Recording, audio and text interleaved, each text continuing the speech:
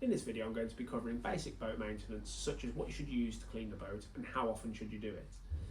First things first, there's a couple of products we recommend. The first product which I highly recommend is elbow grease all-purpose degreaser. Doesn't specifically have to be elbow grease, but this stuff's available from most supermarkets and it's very good for the price.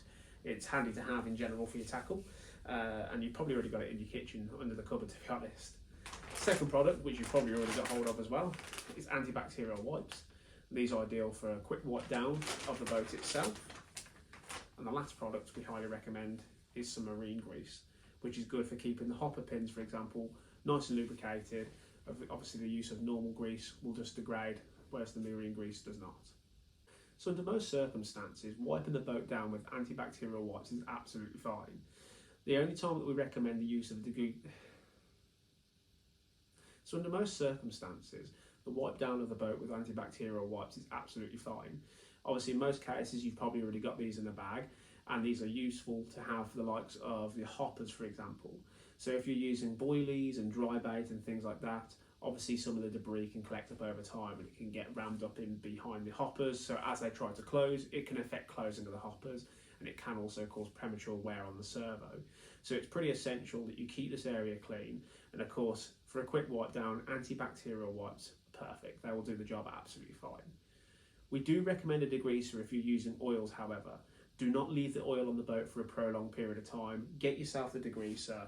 We supply a rag with the boat to wipe it down, because the problem is with the oil is it causes degradation of the plastic over time. It eats away at it, causes it to go brittle, and in a worst case scenario it can cause cracking of the plastic around those important areas where you certainly don't want water to get in.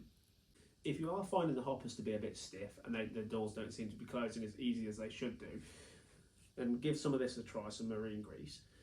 Obviously over time those hinges and mechanisms are going to dry out and it's going to become quite stiff. So marine grease will help lubricate everything back up as it should be, and obviously doesn't degrade like a normal lubricant would.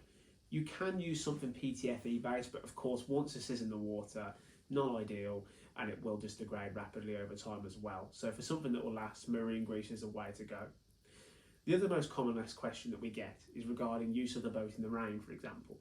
You can use the boat in the rain, but when you're not using it, so once you've brought the boat back in, get it back into shelter, and the same goes for the remote.